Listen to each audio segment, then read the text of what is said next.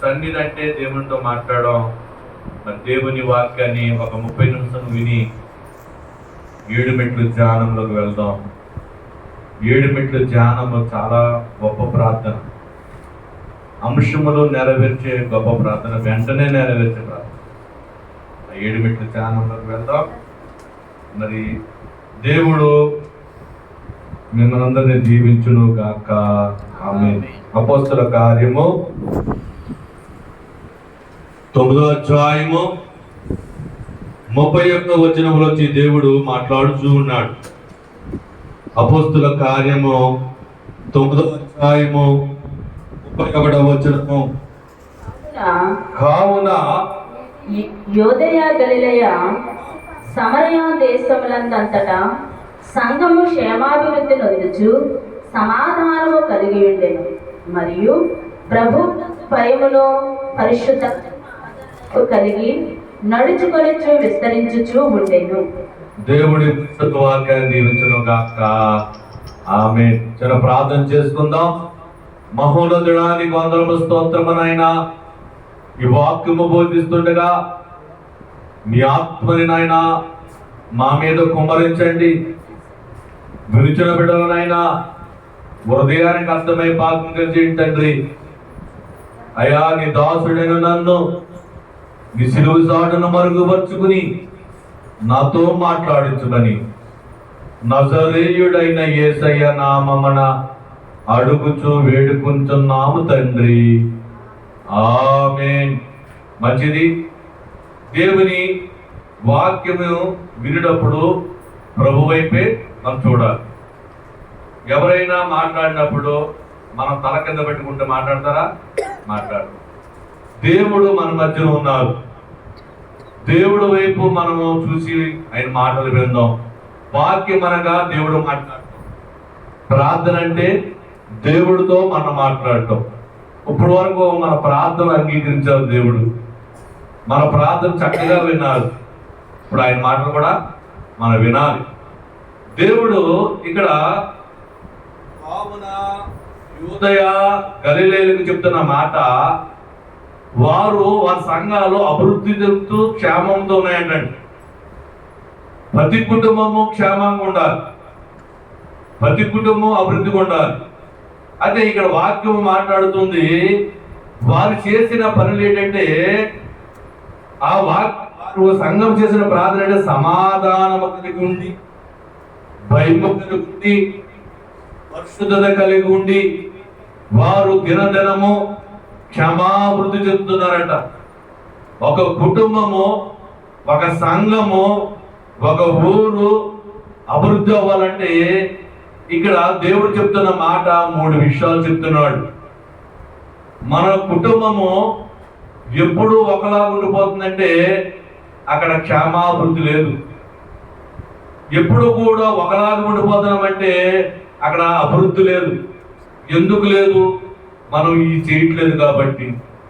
ఈరోజు నీ కుటుంబము, నీవు, నీ బిడ్డలు అభివృద్ధి చెందాలంటే ఇక్కడ దేవుడు 3 మాటలు మాట్లాడుతున్నాడండి. ఈ 3 కార్యము నువ్వు చేస్తే నీ బిడ్డలు, నీ కుటుంబము అభివృద్ధి చెందుతుందని చెప్తున్నారు. ఇందులో మొట్టమొదటిది సమాధానం. సమాధానము కలిగి ఉండటం వల్ల నీ కుటుంబము, నీ బిడ్డలు అభివృద్ధి చెందుతారని దేవుడు చెప్తున్నాడు. ప్రియమైన సోదరి సోదర, ఒక కుటుంబంలో భర్త మాట, భార్య మాట ఉంటే ఆ కుటుంబం ముందుకెళ్తుందా? వెళ్ళదు. వారిద్దరు మాట ఒకటవుతేనే ఆ కుటుంబం ముందుకు సాగుతుంది. వారిలో సమాధానం కలగాలి. ప్రియమైన సోదరి సోదర, భార్య భర్త విషయంలో సమాధానం కలిగి ఉండాలి. ఒకే మాట మీద ఉండాలి. నువ్వో మాట, నేనో మాట కాదు. భర్త మాట, భార్య మాట చెప్తే అక్కడ సమాధానం లేదు. సమాధానం లేని కుటుంబాల్లో అభివృద్ధి ఉండదు, క్షేమాభివృద్ధి ఉండదు, బిడ్డలో ఎదుగుదల ఉండదు. ఇక్కడ దేవుడు చెప్తున్న మాట, ప్రియమైన సోదరి సోదరుడా, ఇక్కడ దేవుడు చెప్తున్న మాట ఏమంటాడంటే, కీర్తనల గ్రంథము 34వ అధ్యాయము 14వ వచనంలో దేవుడు మాట్లాడుతూ ఉన్నాడు. 34వ సంకీర్తన 14వ వచనము, కీడు చేయుట మాని మేలు చేయము, సమాధానం వెతికి దానిని వెంటాడము. ఏమన్నాడు? సమాధానం. కీడు చేయటం మాని, ఇలా చూడాలి, ఏం చేయాలండి? కీడు చేయటం మాని సమాధానము వెతకాలి. కీడు చేయటం మానంటే చాలా మంది సమాధానం కీడు కోసంటే వాళ్ళని ఎలాగ పడగొట్టాలి, ఎలా నాశనం చేయాలి ఆలోచిస్తుంటారండి. నువ్వు అలా చేయకు. నీవు కీడు చేయటం మాని వారిని ఏం చేయాలంట? నువ్వు సమాధానం వెతకాలి, వారితో సమాధానం పడటానికి కలగాలి. ఎవరితోన్నా చిన్న సమస్య వచ్చిందనుకోండి, చిన్న గొడవ అయిందనుకోండి, వారిని ఏం చేయాలి, ఎలా కొట్టాలి, ఎలా దెబ్బతీయాలి ఆలోచిస్తుంటారు. కీడు చేయడం నువ్వు ఆలోచించద్దు, సమాధాన పడటం నువ్వు ఎందుకు? నువ్వు సమాధాన పడితే నువ్వు అభివృద్ధి పొందుతావు. కీడు చేయడానికి నువ్వు ఆలోచిస్తే నువ్వేమవుతావంట? పతనానికి దారి అవుతావు అని దేవుడు చెప్తున్నాడు. ప్రియమైన సోదరి సోదరుడ, మత్తయి సువార్త ఎవరు సమాధానం వెతకాలంటే సమాధానకర్త అయిన యేసుని వెతకాలి. అంతే కదండి. యేసు ఎవరు? ఆశ్చర్యకరుడు, ఆలోచనకర్త, సమాధానకర దేవుడు, సమాధానకర్త ఆయన మనల్ని సమాధానపరిచే దేవుడు.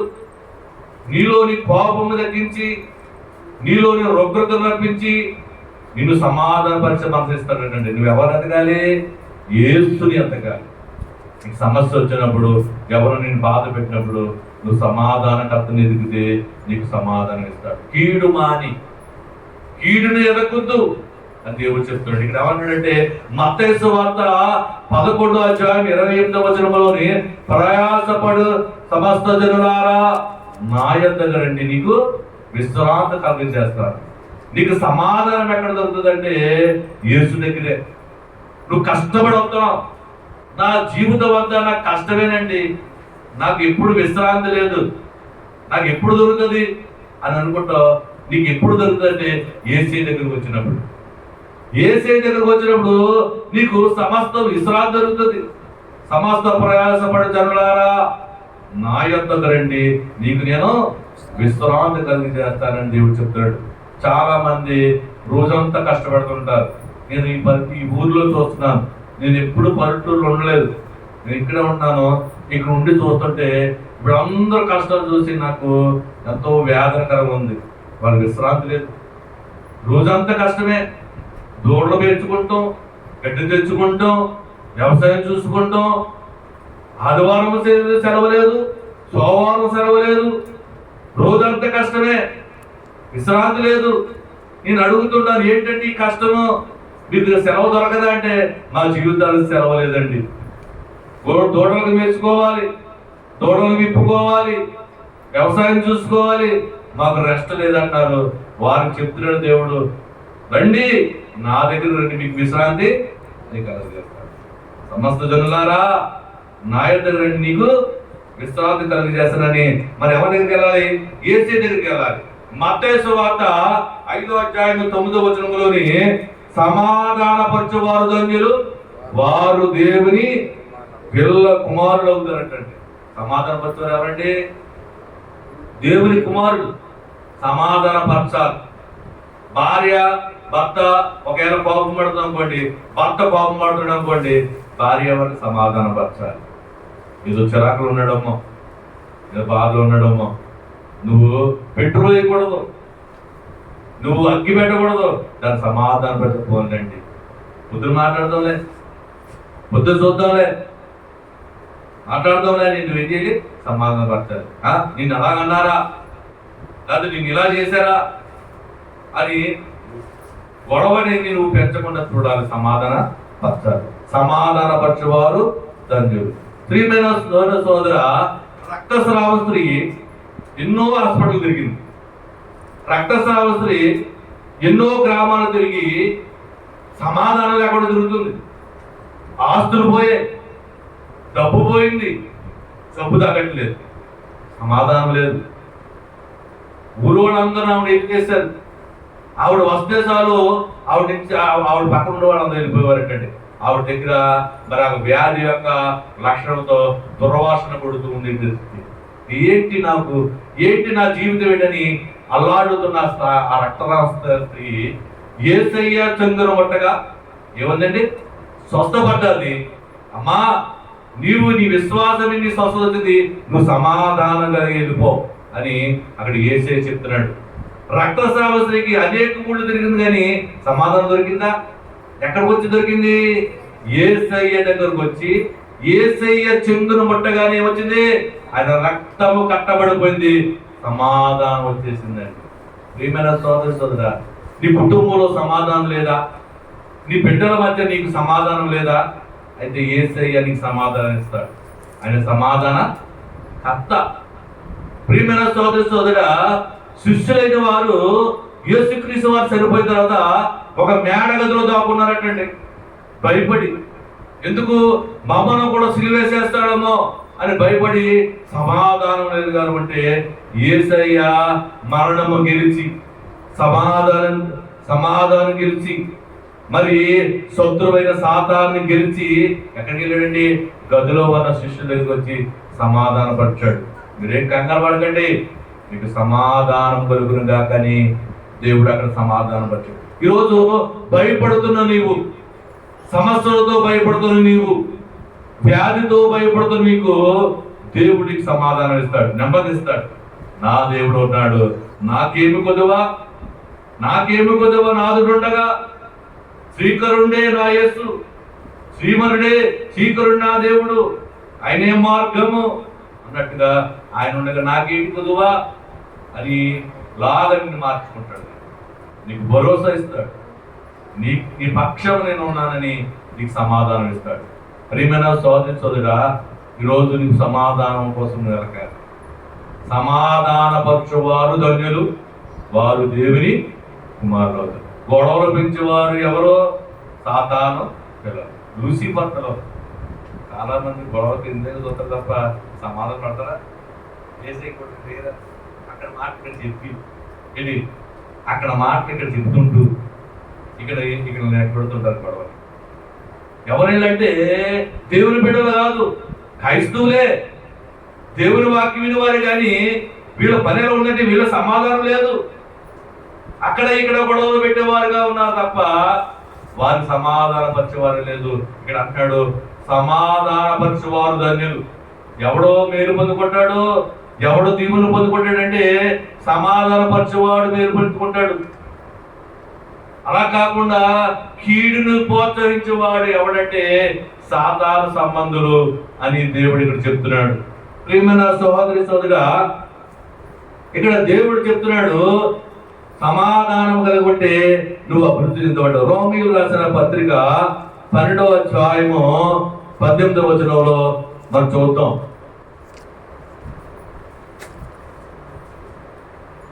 సమాధానపరచాలి.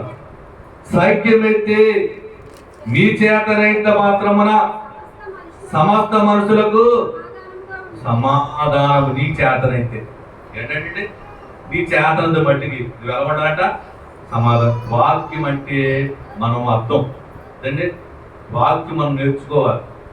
ఇది ఏదో పాఠం కాదు, ఇది మనం నేర్చుకునేది, ఇది జీవిత పాఠం.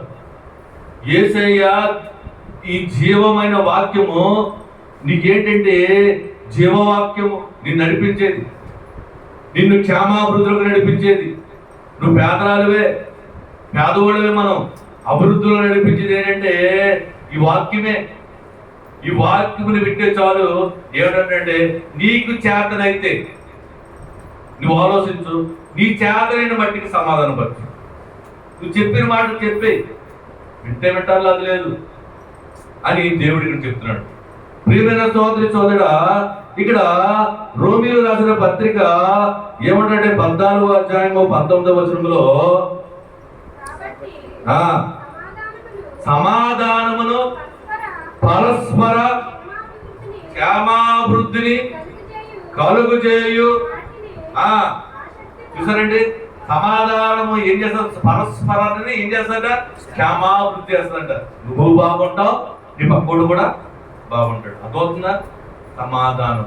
ఒక ఒక ముక్కు ఉంటుంది కదా, ముక్కు మీద ఏం పెట్టుకుంటాం? కళ్ళజోడు పెట్టుకుంటాం.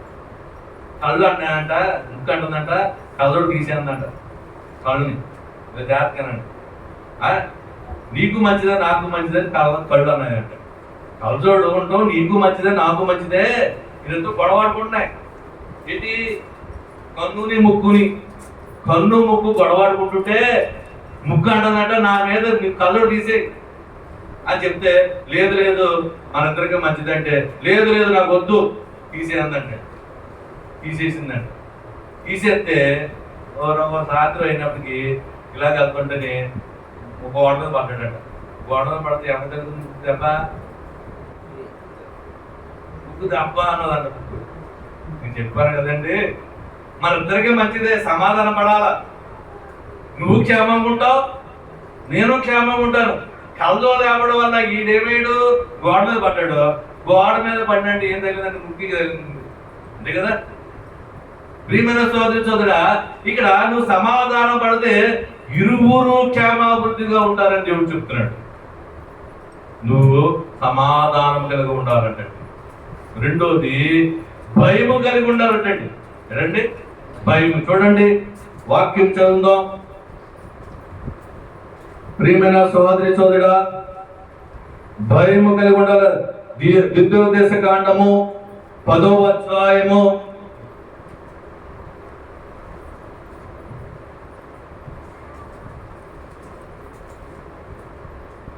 10వ అధ్యాయము 12, 13 వచనములు. ఇశ్రాయేలు ఈ దేవుడైన యెహోవాకు భయపడి ఆయన మార్గములన్నిటిని నడుచుచు ఆయన ప్రేమించుచు నీ దేవుడైన యెహోవాను పూర్ణ మనస్సుతో పూర్ణాత్మతో. కాబట్టి ఇశ్రాయేలు నీ దేవుడైన యెహోవాకి భయపడి, ఇలా చూడాలి రమ్మా, నీ దేవుడైన యెహోవాకి భయపడి నువ్వు ఆయన మార్గములు నడుచుకుంటే నీకు క్షేమాభివృద్ధి. భయపడి నడితే యేసుక్రీస్తు వారికి ఉన్నారని మనం ఏమేళ భయపడదు. పక్కకు చూస్తే భయపడినట్ట భయలేనట్ట. నువ్వు పక్కకు చూసావు అనుకోండి, ఏంటి భయలేనట్టు లెక్క. ఇశ్రాయేలు యెహోవాకు భయపడి ఆయన మార్గములు నడుచుకుంటే నీకు క్షేమాభివృద్ధి. లేదంటే నేను పక్కకే చూస్తానంటే నీ క్షేమాభివృద్ధిగా అలా ఉండిపోతుంది. ఎక్కడ వృద్ధావు. గంట సేపు, ఒక అరగంట సేపు దేవుని వాక్యం మనం వినాలి శ్రద్ధ కలిగి భయంతో. భయపడతాం. దేనికి భయపడతాం? దేవుని భయపడం. సాతానికి భయపడుతుంటాం, పాపానికి భయపడతాం, కానీ దేవుని భయపడతామా? సాతానికి భయపడతాం. ఎందుకు పాపానికి భయపడతాం? ఎందుకు భయపడతాం పాపానికి? ఎవరన్నా పడితే జైల్లో పెడతాడమని. అంతే కదండి. ఎవరన్నా దొంగతనం చేస్తే జైల్లో పెడతాడని దొంగతనం చేయకుండా భయపడతాం. ఎందుకంటే పాపానికి భయపడతాం కాబట్టి దెయ్యానికి భయపడుతున్నాం, కానీ పాపానికి దేవుడికి భయపడతలేదు. అర్థమవుతుందా? పాపానికి ఎందుకు భయపడుతున్నాం మనం? జైల్లో పెడతారు. అవును, గుట్టాం అనుకోండి, కేసు ఎడతాడు, పెట్టడా? కేసు ఎట్టడం అంటే ఆడు ఎవరు పడితే ఆడు కొట్టేస్తుంది. అంతే కదా? దొంగతనం, బ్యాంకు ఎవరైనా దొంగతనం చేస్తుంటే దొంగతనం చేయడానికి భయపడతాడు. ఎందుకు భయపడతాడు? పట్టుకుని కొడతారని, లేదా జైల్లో పెడతారని. దొంగతనం మానేస్తాడు. ఎందుకు మానేస్తాడు? పాపన శిక్షను బట్టి. దేవుడు భయపడతాడా? దేవుడు భయపడతాడు. ఒకడు ఒక సిటీలో ఏమిటండి, చాలా ఇల్లు ఉంటాయి, ఎక్కడ భూమి ఖాళీ ఉండదు. శవాలు సమానుల దగ్గర ఇల్లు ఉంటాయి, అంతే కదా? హైదరాబాద్ సిటీలో కట్టే ఒక అతను వేసవకాలం కదా, వేసవకాలం కాబట్టి ఇంట్లో వచ్చి బయటికి వెళ్ళి సమాధి దగ్గర కూర్చున్నాడంట. పక్కన ఉందంట సమాధి. కూర్చొని ఇసుకుంటున్నాడంట, గాలి అలా ఉన్నాడంట. ఆ ఫ్రెండ్ దారంటి వెళ్తూ అని చూసాడంట. ఎరా ఇక్కడ కూర్చున్నావంటే అని అన్నాడంట. సమాధి కూర్చున్నాడు, లోన గాలి ఆడతలేదు, దీని మీద కూర్చున్నాడంట. ఏమంటలేదు లోన. వీడు అనుకున్నాడంట, నటించుకోడు ఫ్రెండ్. దెయ్యం నా ఫ్రెండ్ రూపాన్ని సమాధిలో కూర్చుని ఎలా మాట్లాడుతుంది చూడు, లోన గాలి ఆడలేదని, ఎక్కడ సమాధిలో గాలి ఆడతాను పైకి వచ్చి కూర్చుంది దెయ్యం అని నడుపుతున్నవాడు నరకని కొద్ది స్పీడ్ పెంచేటండి. దెయ్యం కదండి ఏంటంటే నరకని స్పీడ్ పెంచితే ఏంటి నా ఫ్రెండ్ మాట్లాడకుండా పోతున్నాడు, నరక ఏదో తేడా ఉందంటే స్పీడ్ నడుపుతున్నాడని వీడు బైక్ లేచి నిల్చున్నాడంటండి సమాధి పెట్టుబడి. వీడు బైక్ లేచి వద్దాడు వెనక్కి చూసాడంట. అప్పుడు వీడేం చేసాడంట, అయ్యో బాబా దెయ్యం బైక్ లేచింది అని వీడు పరిగెడతా మొదలెట్టాడంట. ఎవడండి ఆ ఫ్రెండ్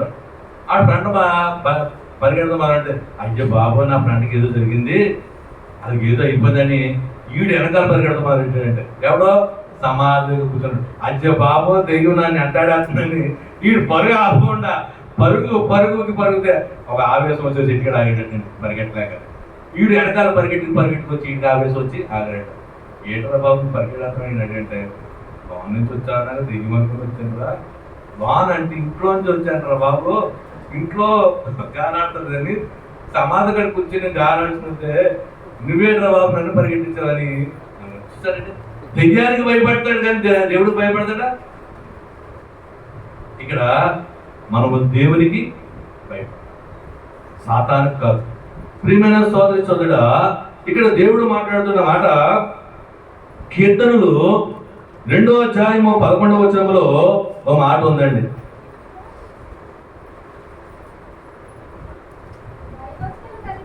భయభక్తులు కలిగి యెహోవాను సేవించుడి, గడగడగు వణుకుచు. చూసారండి, భయభక్తులు కలిగి యెహోవాను సేవించండి, గణగణ వణుకుతూ సంతోషించండి. నువ్వు వణుకుతూ ఉన్నావంటే నీకు సంతోషం ఉంటుందండి. ఎందుకంటే నా మాటలకి నన్ను చూచి నా బిడ్డ వణుకుతుంది అని నీకు సంతోషం కూడా ఉన్నాడు. అదే కాకుండా ఓ మంది దేవుని మాటలు అంటే రెక్లెస్గా విన్న వాళ్ళకి ఏం చేస్తంటే దేవుడు సంతోషం, ఆయన మాటలకు వణుకుతున్నప్పుడు దేవుడు కార్యం చేస్తాడు. ప్రియమైన సోదరుడా, దేవునికి భయపడలేదని ఆయన ఆధారపడుతున్నాడు. ఇశ్రాయేలు, నువ్వు నాకు భయపడి నా మార్గం అనుసరిస్తే నీకు ఎంత మేలు, ఎంతో మేలు. ప్రియమైన సోదరుడా, ఆయన మాటలు మనం ఆలకించండి, ఆయనకి భయపడకుండా మనం ఉంటుంటే మన క్షేమాభివృద్ధి ఉండదు. ప్రియమైన సోదరుడా, ఇక్కడ అంటున్నాడు మత్తయి సువార్త 10వ అధ్యాయం 28వ వచనంలో, మత్తయి సువార్త 10వ అధ్యాయం 28వ వచనంలో, మరియు ఆత్మను చంపనేరక దేహమనే చంపువారికి భయపడుకుడి, ఆత్మ దేహము కూడా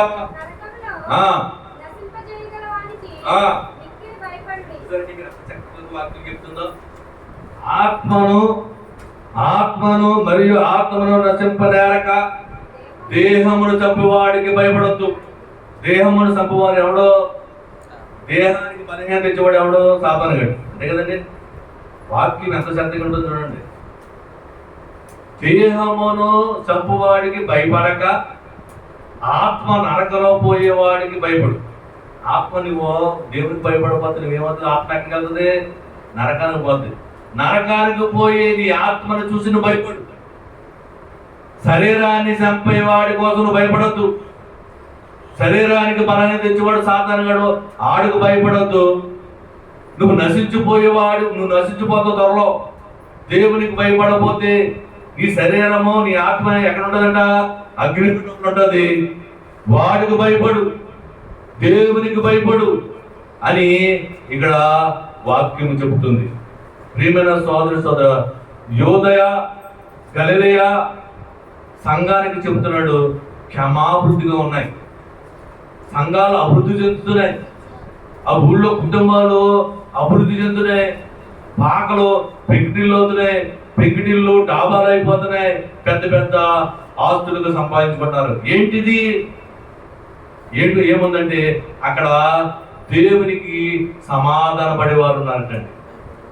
రెండవది దేవునికి భయపడే వారు ఉన్నారు, వారు దినదినము వృద్ధి చెందుతున్నారంట. నీవు నేను ఎందుకు ఇలా ఉండిపోతున్నామంటే సమాధానపరిచే వారు కలిగి ఒకసారి చూసుకోవాలి. మనం సమాధానపరచాలి. రెండోది భయపడాలి. ఎవరికి భయపడాలి? దేవునికి భయపడాలి, సృష్టికర్తకు భయపడాలి, పోషించేవాడికి భయపడాలి తప్ప సాతానికి భయపడకూడదు. సృష్టించిన వాడు సృష్టికర్త పోషిస్తున్నాడు, నిన్ను పోషిస్తున్నాడు లేదా? నువ్వు ఆయన పోషించకపోతే నువ్వు తినగలవా? శక్తినిచ్చాడు ఆయన, ఇస్తున్నాడు శక్తి. నా శక్తి నా బలం అన్నవాడు మూర్ఖుడు.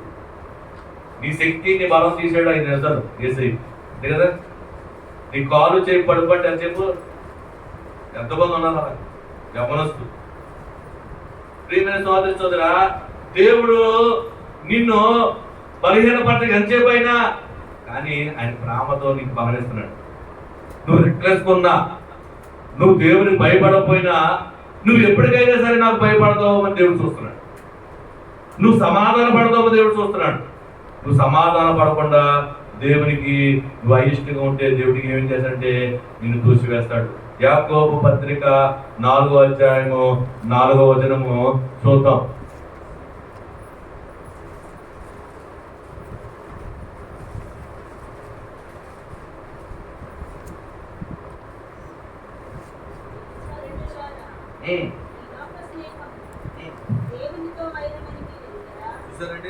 ఈ లోక స్నేహము దేవునితో వైరమని మీకు తెలియదా? కాబట్టి ఎవడు ఈ లోకముతో స్నేహము చేయగోరునో వాడు దేవుడికి శత్రువు. చాలా మంది లోకానికి భయపడతారు. ఇలా చూడాలి, ఏం చేస్తారంటే లోకానికి భయపడతారు, పక్కలో భయపడుతుంటారు. వాళ్ళు ఏమనుకుంటారా? ఇప్పుడు గొప్ప చాలా మంది మారుతున్నారండి. మారి ఏం చేస్తారంటే బైబిల్ దాచుకుంటూ వస్తుంటారు. వాళ్ళు ఏమని అనుకుంటారని వస్తారండి. నువ్వు లోకానికి భయపడితే నువ్వెవరు అంటే దేవునికి శత్రువు. నువ్వు దేవునికి భయపడవు తప్ప లోకానికి కాదు. లోకము ఏం చేస్తుంది? బాగా ఉంటే అందరూ నీ దగ్గర చేస్తారు, ఏమి లేనప్పుడు దూరం అయిపోతారు అంటారు కదండి. బెల్లం ఉంటేనే సేవ, అంతే కదండి. బెల్లంలో సేవ ఉంటాయా? నువ్వు బాగుంటే నీ బంధువులు, నీకు బాగోపోతే ఎవడు కూడా నీ వాసన చూడదు. నువ్వు అనుకోవచ్చు నన్ను బాగా ప్రేమిస్తున్నారండి అనుకోవచ్చు. నువ్వు నీ దగ్గర ఉంది కాబట్టి. నీకు నష్టం జరిగినప్పుడు, నీకు ఏమైనా అయినప్పుడు అప్పుడు చూడమన్నాను. ఎప్పుడో కూడా పలకరించడు. కనీసం ఫోన్ కూడా చేయదు. నువ్వు డబ్బులు అడుగుతావని, నువ్వు ఆపదలు ఉన్నావు, నీ దగ్గరికి వెళ్తే నువ్వేమైనా అడుగుతావని నిన్ను పలకరించడం కూడా రారాడు. ప్రియమైన సోదరుడా, లోక ప్రేమ దేవునికి శత్రువుగా మారుతావు. నువ్వు దేవునికి భయపడితే దేవుడు నిన్ను దీవిస్తాడు. ప్రియమైన సోదరుడా, ఈ బైబిల్ మిషన్ ప్రార్థనశాలలో ప్రార్థన జరుగుతాయి. అనేక మంది రాబోతున్నారు త్వరలో. అనేక గ్రామాల మీద తిరుగుతున్నాం. 34 కూటములు దేవుడు మరి బయలుపరుచుకున్నాడు. ఆయా గ్రామాలు చేర్చుకున్నాడు. వెంకటాపురం గ్రామంలో మన వారం జరిగించుకున్నాడు దేవుడు. అనేక మంది వచ్చారు. మరి ఆ యొక్క కూటాల్లో మన మధ్యన దావీదు గారు మరి ఎంతో ప్రేమతో వస్తున్నారు. అలాగే సుకుమార్ రాలేదా? సుకుమార్ వాటబాడి నుంచి కూడా ఎంతో ప్రయాసంతో వస్తున్నాడు. మన రాత్రి వర్షం వచ్చినా సరే నేను వచ్చేస్తానండి అని దావీదు చెప్పాడు. అలాగే సుకుమార్ కూడా రోడ్డు ఆరిపోతుంది కదండి, వచ్చేయండి ప్రార్థన చేసేద్దాం అంటే ఎంత ఆశతో ఉన్నారు చూసారా. ప్రియమైన సోదరుడా, దేవుని సువార్త ప్రకటించుటకు దేవుడు ఏర్పరిచిన బిడ్డలు ఎలా ఉంటారంటే ఆసక్తితో ఉంటారు. దేవుని కొరకు ఆరాటపడుతుంటారు. నన్ను ఎదిగితే నీకు దేవుడు కార్యం చేస్తాడు. నా పని చేస్తే నీ పని నేను చేస్తానంటాడు దేవుడు. నా పని చేయి, నీ పని నేను చేస్తాను అని దేవుడు చెప్తుంటే వారు పని చేస్తాడో లేదో తెలియదు, కానీ దేవుడు పని చేయాలని ఆసక్తి. మరి రాత్రి 10 అయిపోయింది అక్కడ. మరి వచ్చినప్పుడు 10:30 అయిపోయింది ఇంటికి. అయినా సరే వారు ఏమాత్రం విసుక్కోకుండా మరి దేవుడి దగ్గరికి ఈయన పరిగెట్టుకు వస్తున్నాడు. ఇప్పటికి 20 కోటాల దగ్గర నుంచి ఈయన 24 కోటం కానించి అంటే 10 కోటాల కానించి దేవుడు ఈయన నడిపించుకుంటున్నాడు. పాటలు పాడుతున్నాడు, ప్రార్థన చేస్తున్నాడు. అలాగే సుకుమార్ కూడా మరి ప్రార్థన చేస్తున్నాడు, పాటలు పాడుతున్నాడు, సన్నిధి చేయాలని ఆశపడుతున్నాడు. సన్నిధి కూడా చేయించుకుంటాడు. వాడబడాలి. దేవుడు అంటున్నాడు ఇర్మియా గ్రంథంలో 3వ అధ్యాయము 1వ వచనంలో ఒక మాట ఉందని చూపించి మనం ముగించుకుందాం. ఇర్మియా గ్రంథము 3వ అధ్యాయము 1వ వచనం.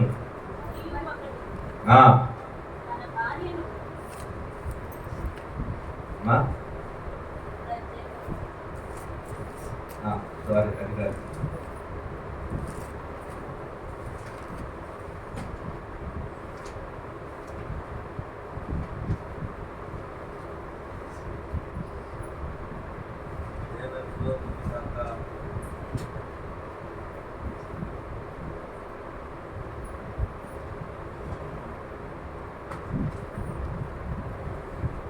సరే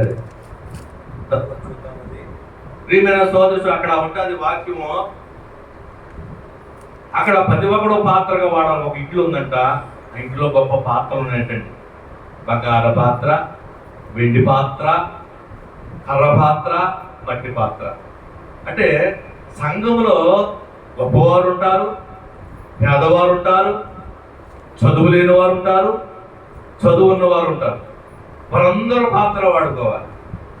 వారందరూ ఎలా వాడుకుంటాడట? ఘనముగాను ఘనహీనుడుగాను కూడా వాడుకుంటాడట. అంటే పెద్ద పనికి చిన్న పనికి ఏదో ఒక పని. దేవుడు బంగారముగా వాడుకుంటున్నాడు, కర్రగా వాడుకుంటాడు. చదువు లేని వాడిని చదువు లేని వాడినే వాడుకుంటాడు. తప్పకుండా ప్రతి ఒక్కరు నేను పాత్రగా వాడుకుంటున్నానని దేవుడు చెప్తున్నాడు. అలాగే ప్రియమైన సోదరుడా, ఈ ప్రార్థనాశాలలో ప్రతి ఒక్కరు పాత్రలుగా వాడాలి. ఇక్కడ మహారోదనతో, మహావేదనతో అంగలార్పులు వినబడాలి. కన్నీడు ప్రార్థన చూడాలి. దేవుడు ఆశ పొడు ప్రార్థన దేవుడు అంగీకరించడు. నీవు ఎలా చేయనంట? నీవు అంగలార్చాలి. యేసుప్రభు ఎలా చేశారు ప్రార్థన? గెత్సేమనే తోటలో ఎలా చేశారు ప్రార్థన? ప్రార్థన చేస్తే రక్తము చెమట రక్తముగా మారిపోయింది. అంత ట్రస్ట్ అయిపోయి, అయ్యా తండ్రి అని వేదంతో, మహారోధంతో ఆయన ప్రార్థన చేశాడు. అక్కడ ఎందుకు చేశాడంటే ఆయన వచ్చే ఆ సమస్యను బట్టి ప్రార్థన చేశాడు. నువ్వు కూడా నీ సమస్యను బట్టి మహారోధంతో చేయాలి. నీవు కన్నీళ్లు కారుతుండాలి. నీ ఒంట్లో జీవం రావాలి, చెమట రావాలి. చెమటతో ప్రార్థన చేయాలి. దేవుడికి ఇష్టమైనది. ప్రియమైన సోదరుడ, ఈరోజు నువ్వు అభివృద్ధి అవ్వాలంటే మొట్టమొదటిగా నువ్వు సమాధానంగా ఉండాలి. భర్త గొడవడుతున్నాడు అనుకోండి, ఏం చేయాలి? నువ్వు సమాధానం పరచాలి. తాగొస్తాడు భర్త ఒక్కొక్క ఇంట్లో, వస్తాడా? ఏదో తాగడం అలవాటు ఉంటారు. భార్య వచ్చి ఏం చేయాలి? మాట్లాడకూడదు, బాగా ఉండాలి. పొద్దున చెప్తే ఏంటంటే నీ మాట, ఆ రాత్రి నువ్వు చెప్తే నీ మీద రివర్స్ అవుతాడు. నువ్వేమాలి? అక్కడ సమాధానం ఉండాలి. మాట్లాడకుండా అనుకోండి, ఆడు మాట్లాడకుండా ఏం చేస్తాడు? 4 మెతులు తినేసి పట్టుకుంటాడు.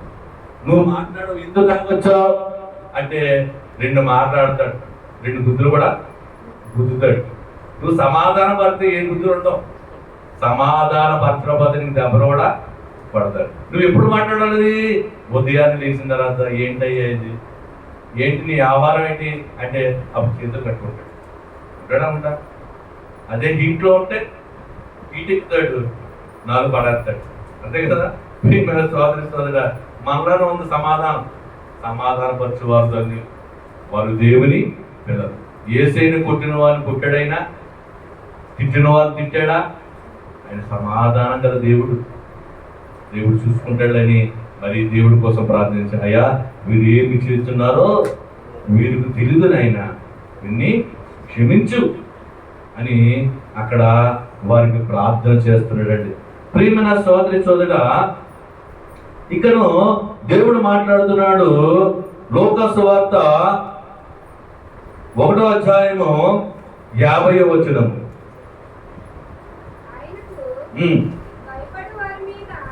ఆయనకు భయపడిన వారి మీద ఆయన కనికరము, చూసారండి, తరతరములు ఉంటుందంట.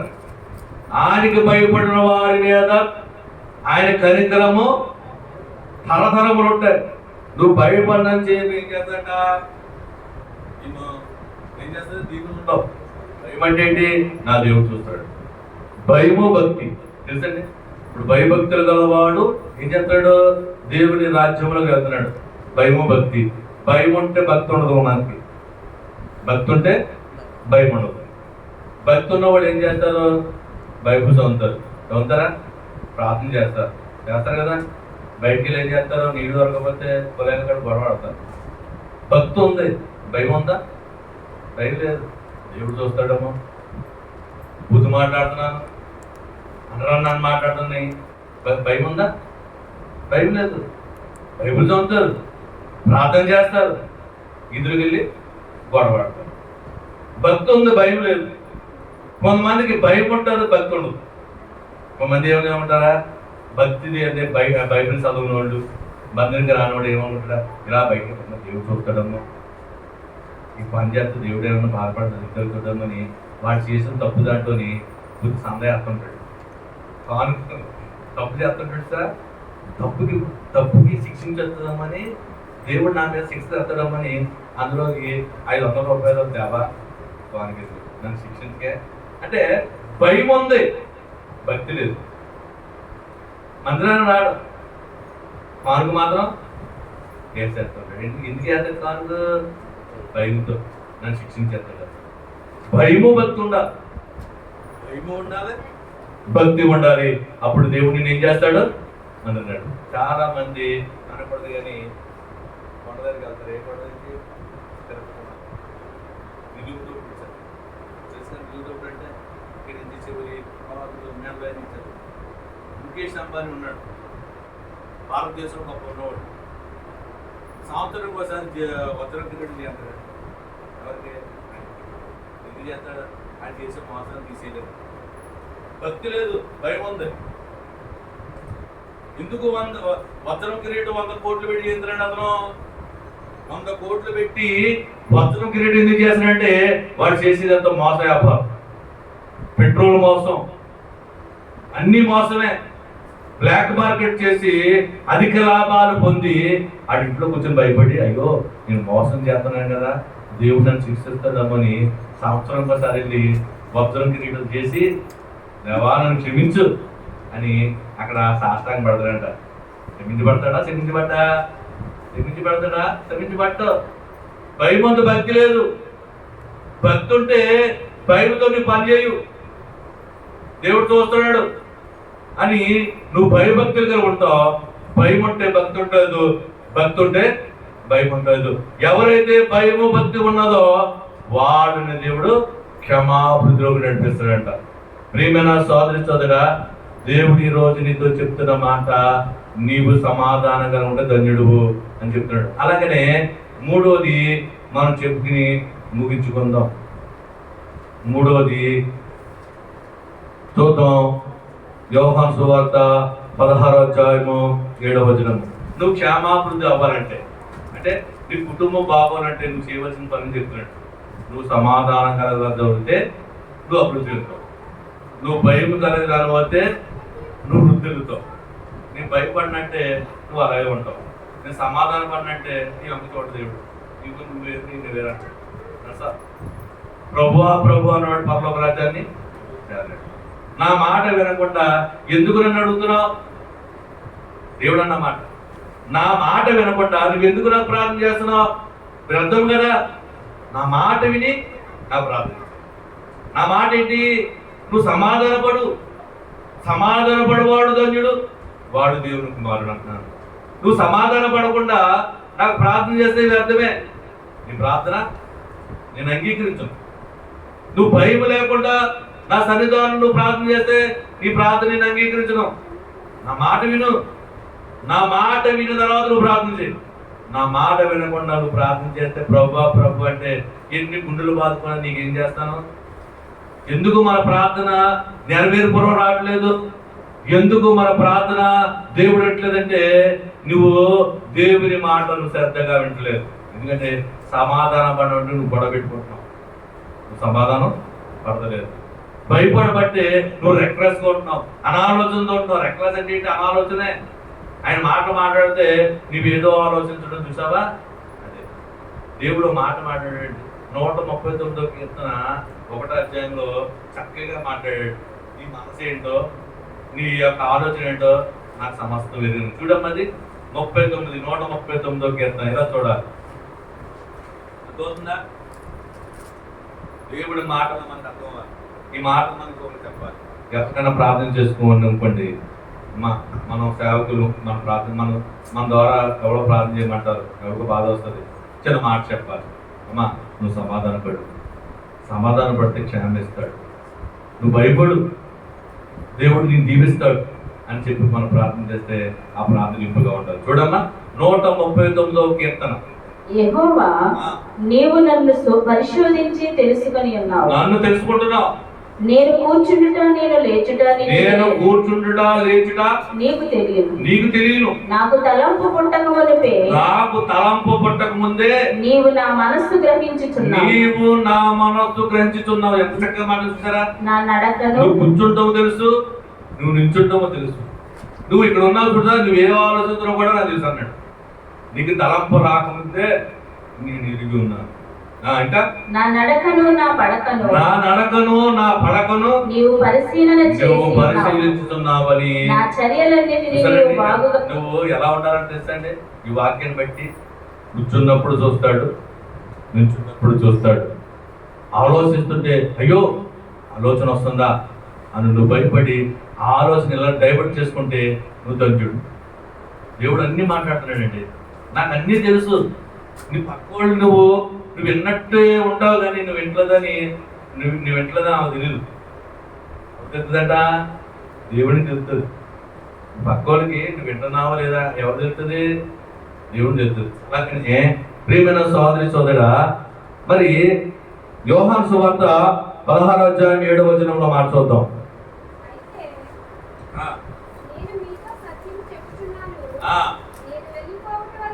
నేను వెళ్ళిపోవడం వలన నీకు ప్రయోజనకరము,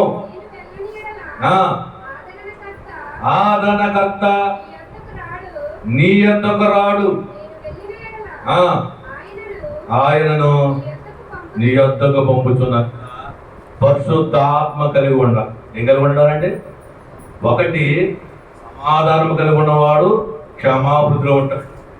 2 భయపడవాడు క్షమాభివృద్ధిలో ఉంటాడు. 3 పరిశుద్ధ కలిగిన వాడు, పరిశుద్ధాత్మ కలిగిన వాడు అభివృద్ధిలోకి వెళ్తాడు. క్షమాభివృద్ధిలో. పరిశుద్ధాత్మ అంటే నీలోకి వచ్చేది. దేవుడు అంటున్నాడు, నేను వెళితేనే కానీ నీకు ఆదరణకర్త రాడు. నీవు పరిశుద్ధాత్మను పొందుకోవాలి. పరిశుద్ధాత్మ నీకు ఫలాలు ఇస్తుందండి. నీలోని కొన్ని నింపుతుంది. నీలో పెట్టేది పరిశుద్ధాత్మ. ఏం పెడతాది అంట చూడండి. అందులో రాస్తున్నాడు, 1 కొరింథీయుల పత్రిక, గలతీయులకు రాసిన పత్రిక 5వ అధ్యాయము 22వ వచనంలోని పరిశుద్ధాత్మ ఫలములేమంటే, అయితే ఆత్మ ఫలమేమనగా ప్రేమ, సంతోషము, సమాధానము, దీర్ఘశాంతము, మంచితనము, విశ్వాసము, సాత్వికము, పరిశుద్ధాత్మ ఫలాలు.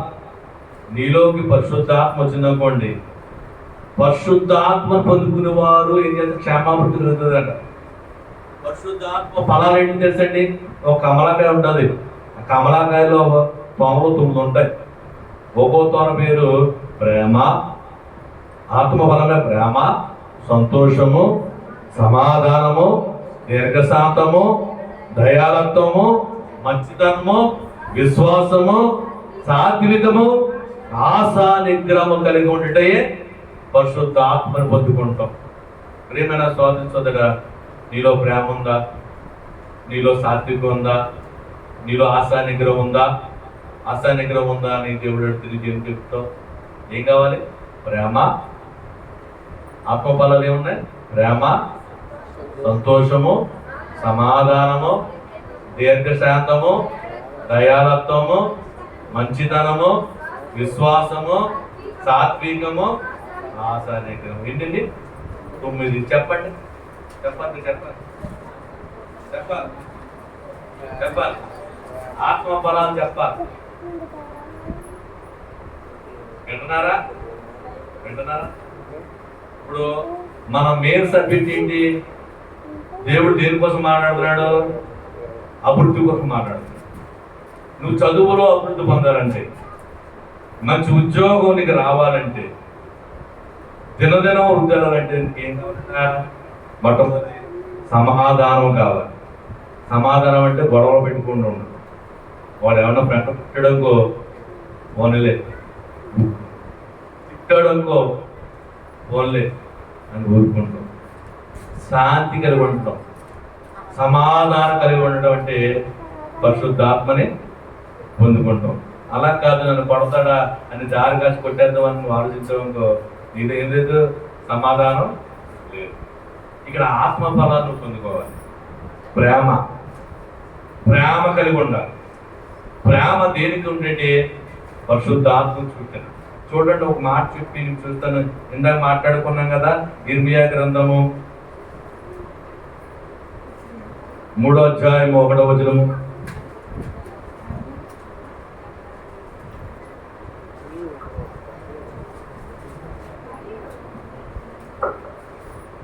మరియు ఒకడు తన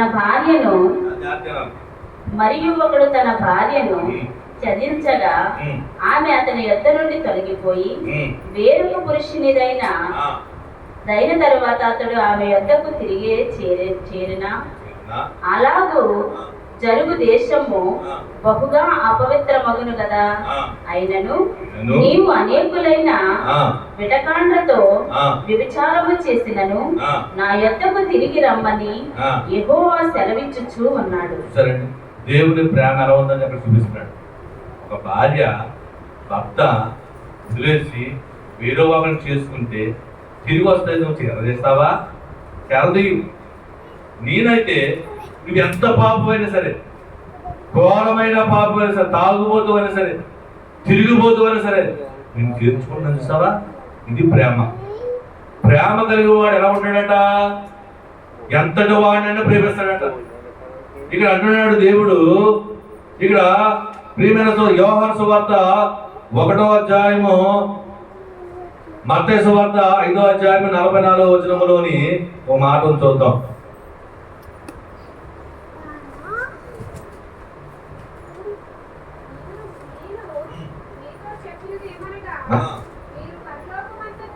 మీరు పరలోకమందున్న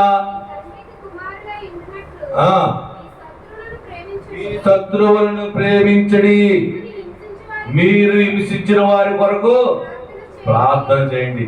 ఆ మనసు ఉంటుందా మనకి? శత్రువుని ప్రేమించగలమా? మామూలు ప్రేమించలేము. మామూలు వద్ద ప్రేమించగలమా మన శత్రువుల్ని? పరిశుద్ధాత్మ వస్తే నువ్వు ప్రేమిస్తావంట. పరిశుద్ధాత్మను పొందుకుంటే నువ్వు ప్రేమిస్తావు. యాక్చువల్ అయితే మనం ప్రేమించలేము. మన శత్రువుల కోసం మనం ప్రార్థన చేస్తామా? ఏమని చేస్తే ఆ కాలేజీ తీసేయండి ప్రభు అంటాం. అంతే కదా?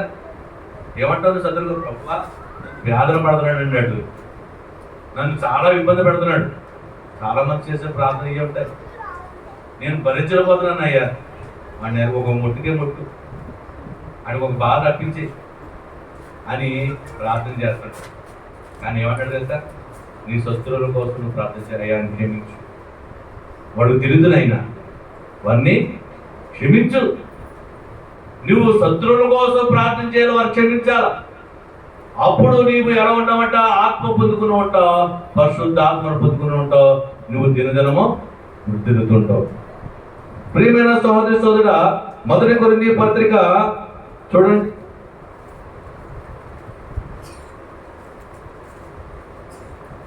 2వ అధ్యాయము 9-10 వచనములు. ఇందును గూర్చి ఆ, దేవుడు ఆ, తనను ప్రేమించిన వారి కొరకు ఆ. ఏమి సిద్ధపరచునో ఏమి సిద్ధపరచునో అవి కంటికి కనబడలేదు, అవి కంటికి కనబడవే గాని చెవి కనబడదు. నువ్వు ప్రేమిస్తే ఆయన కార్యం కంటికి కనబడవు, చెవి కనబడవు. అలాగే మొదటి కొరింథీ పత్రిక 2వ అధ్యాయం 11వ వచనంలోని ఒక మనుషుని సంగతులు అతనిలోనున్న మనుషాత్మకు గాని మనుషులలో మరి ఎవరికి తెలియను. అలాగే దేవుడి సంగతులు దేవుని ఆత్మ గాని మరెవరికి తెలియదు. మనుషుల కొరకు తెలియదు, కానీ దేవుని ఆత్మ కొరకు ఉన్నవారు దేవుని కొరకు తెలుస్తుందంట. ఇక్కడ 3 ఆత్మలు ఉన్నాయండి అయ్యారు, 3 ఆత్మలు. ఎక్కడ ఎలా ఉన్నాయి? దైవాత్మ, దురాత్మ, పరిశుద్ధ. తెలిసింది? ఇక్కడ 3 ఆత్మలు దేవుడు చూపిస్తున్నాడు. ప్రభువైన ప్రియమైన సోదరి సోదరుడా, పరిశుద్ధాత్మ అంటే నీలోకి వచ్చింది. మనుషులు చూసే మనుషాత్మ, ఈ ఆత్మ ఎవరు పెట్టాడు? దేవుడే పెట్టాడు కదా. రెండోది దురాత్మ, దెయ్యాల ఆత్మ. రెండోది పరిశుద్ధాత్మ. మనుషుల ఆత్మ మనుషులకు తెలుస్తుందట. అంటే మనసు ఆలోచన, నీకు ఏ ఇష్టమో, నీకు ఏమి ఇష్టం నాకు తెలుసు కదా. నా ఇష్టం నా భార్య తెలుస్తుంది కదా. నేను ఏ కూర తింటాను తెలుసు కదండి. ఏది బాగా తింటాను, ఎలా వంట తింటానో దేవుని మనసాత్మ తెలుస్తుంది. కానీ తెలుపుడి కొరకు దేవుని ఆత్మ ఉన్న వారికి తెలుస్తుందట. అర్థమైందండి? నువ్వు దైవాత్మ పొందుకుంటే దేవుడి కోసం తెలుసుకుంటావు. అలా కాకుండా మనసాత్మ అంటే మనుషుల కోసం నువ్వు చూస్తుంటావు. దురాత్మ ఉంది. దురాత్మ చేసే పనులు ఏంటంటే నువ్వు వినొద్దు, నువ్వు రావద్దు, దేవుని మందిరంలో దేవునిలో ఉండొద్దు, ఎండ ఎక్కువ ఉంది, వేసవకాలం, వర్షాకాలం వెళ్దాం, చల్లగా ఉన్నప్పుడు వెళ్దాం, శీతాకాలంలో వెళ్దాం, లేకపోతే నువ్వు రోజు దాన్ని పోషమని చెప్తుంట. దురాత్మ అంటే దురాత్మ దైవాత్మ దగ్గర రానివ్వదు. నేను ఎక్కడో దిగి ఆపేస్తుంటాను. ప్రియమైన సోదరి సోదరుడా, మరి మనం ఏ ఆత్మ కలుగున్నాం? దైవాత్మ కలుగున్నాం. వర్షం వచ్చి వెళ్ళిపోనుకున్నాం. దైవాత్మ ఏమంటుందంట? దేవుడి కోసం పరిగెడతారు, అంతే కదా. దురాత్మ దేవుని చేస్తుందంట, పడుకోమంటుందంట. ఏసీ ఉంది కదా, ఎండలో ఎందుకు ఈ ప్రయాస అని నిన్ను ఎక్కువ మోహం చేస్తుంది. ప్రియమైన సోదరి సోదరుడా, దేవుడు ప్రేమాసురుడికి నువ్వు ఎలా ఉండాలంట? ప్రేమగా ఉండాలి. పరిశుద్ధాత్మలో ఒక ఆత్మఫలం ఏంటంటే ప్రేమ. నువ్వు ఎలా ఉండాలంట? నీ శత్రువులని ప్రేమించి వారి కోసం ప్రార్థన చేసేవాడిగా ఉంటే నీకు ఏముంటదంట? పరిశుద్ధాత్మ ఉంటుంది. రెండోది సంతోషం. చూడండి, సంతోషం మత్తయి సువార్త 5వ అధ్యాయము 44 మొదటి కొరింథీ పత్రిక 8వ అధ్యాయము 2వ వచనం.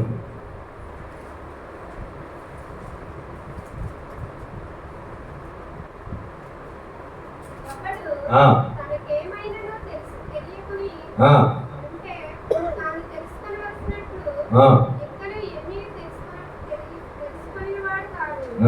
ఒకడు దేవుని ప్రేమించిన యెడల 8వ అధ్యాయం 2వ కొరింథీయుల పత్రిక 8వ అధ్యాయం 2వ వచనం.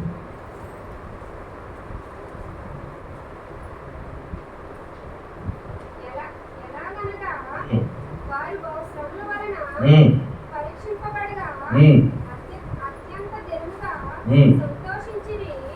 మరియు వారు నిరుపేదలైనను వారి దాతృత్వము బహుగా విశ్వసించారు. శ్రమల్లో కూడా సంతోషించేవారు పరిశుద్ధ ఆత్మ పొందుకునేవారు.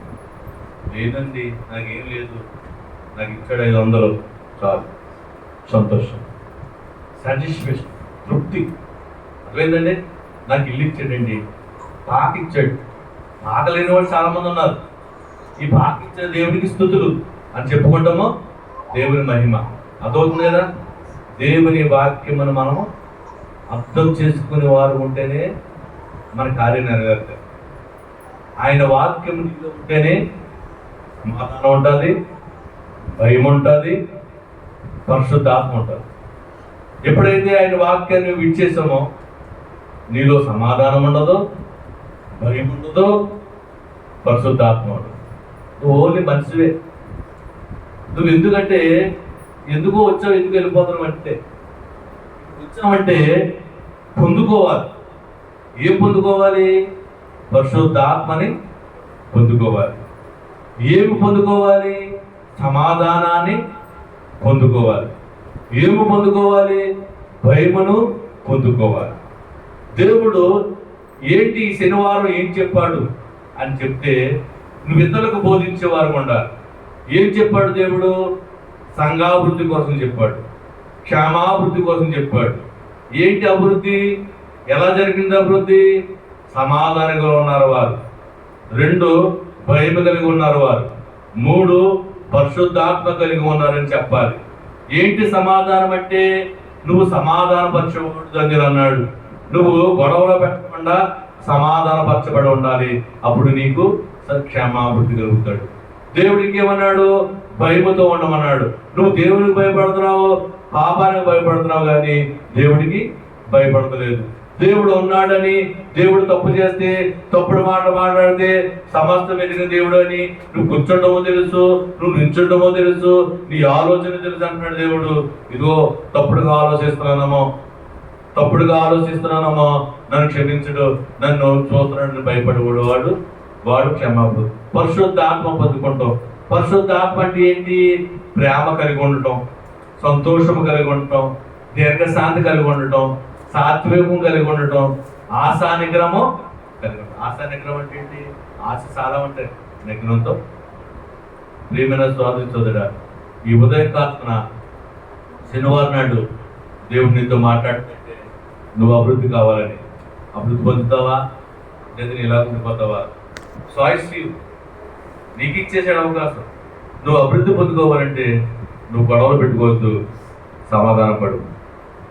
నువ్వు అభివృద్ధి పొందుకోవాలంటే దేవుని దగ్గరికి వచ్చావు, భయంతో ఉండు, నీకు క్షమాభివృద్ధి ఉంటుంది. నువ్వు అభివృద్ధి పొందుకోవాలనుకుంటే నువ్వు పరిశుద్ధాత్మను పొందుకో, ప్రేమ కలిగి ఉండు, సాత్వికంతో ఉండు, ఆశానిగ్రహంతో ఉండు. నీకు ఏమవుతుంది? క్షేమాభివృద్ధి కలుగుతుంది. ప్రియమైన సోదరుడా, ఇవన్నీ చేయవలేమా చేయలేమా?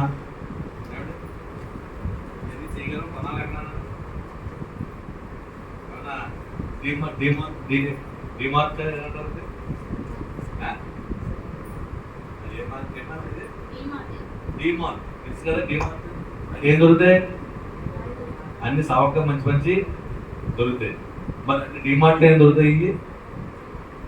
ఏం దొరకవు. మనలో ఉన్నాయే, అంతే కదా, మనం చేయవలసినయే, కానీ మనం చేయలేదు.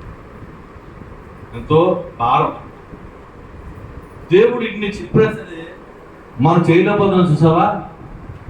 ఆయనకి వేదన. ఆయన ఎప్పుడు కూడా ఇవ్వాలని చూస్తున్నాడు, నీకు జ్ఞానం ఇవ్వాలనుకుంటున్నాడు.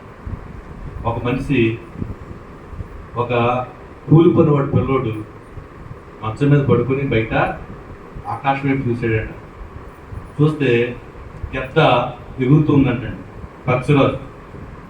పక్షిరాజు ఎగురుతుంది కాబట్టి మనం ఎగరాలని ఆలోచించాడండి. ఆలోచించి మనం కనిపెట్టాడు. ఎవరండి అతను? ఒక కూలివాడు కుర్రాడు, ఒక క్రైస్తవుడు. జ్ఞానం ఇచ్చేవాడు ఎవడంటే దేవుడే. నేను బాగా చదువుతున్నానంటే నువ్వు అవి, నా జ్ఞానము దేవుడంటే గొప్పవాడు. ఒక కూలివాడు పిల్లాడు ఒక విమానాన్ని కనిపెట్టాడు. ఒక లైట్ వెలుగుతుందంటే ఈ లైట్ కనిపెట్టినవాడు ఒక క్రైస్తవుడు. ఒక విమానం కనిపెట్టేవాడు క్రైస్తవుడు. సెల్ ఫోన్లు ఇప్పుడు మాట్లాడుతున్నా చూసావా? గ్రహాం బెల్ ఫోన్ కనిపెట్టేవాడు ఎవడంటే క్రైస్తవుడు. ఎన్ని కనిపెట్టేవాడు క్రైస్తవుడే. ఎందుకు క్రైస్తవుడే కనిపెట్టాడు, ఇంకోటి ఎందుకు కనిపెట్టలేదు? దేవుడు జ్ఞానం ఇచ్చే దేవుడు. దేవుడు సర్వ సృష్టికర్త కాబట్టి నీ జ్ఞానం ఇస్తాడు. ఒక న్యూస్ వచ్చింది, ఒక ఆటో తోలుకునే ఒక కుమారుడు ఆటో తోలుకునే తండ్రి అతను, తన కుమారుడు ఐఏఎస్ ఆఫీసర్. ఎలా వచ్చింది అది? జ్ఞానము. దేవుడు ఒక క్రైస్తవుడు అతను ఇప్పుడు సాక్ష్యం చెప్తున్నాడు. ఆటో తోలుకుంటున్నాడు నాన్నగారు. వీడికి ఏ ఉద్యోగం వచ్చింది? ఇప్పుడు కలెక్టర్ ఉద్యోగం వచ్చిందండి. ఒక జిల్లా అధికారి, ఒక ఆటో తోలుకునేవాడు కుమారుడు, చదువుకున్నాడు, అర్థం చేసుకునేవాడు, జ్ఞానం ఇచ్చాడు, ఈరోజు కలెక్టర్ అయ్యాడు. ప్రియమైన సోదరుడా, నువ్వు అనుకోవచ్చు నా బలము, నా జ్ఞానము నువ్వు అనుకోవచ్చు, కానీ నీ బలము నీ జ్ఞానం ఎందుకు పనిచేయదు? దేవుడు ఇస్తేనే పనిచేస్తాడు. దేవుడు మేము కొద్ది మాటలను దీవించును గాక. ఆమేన్.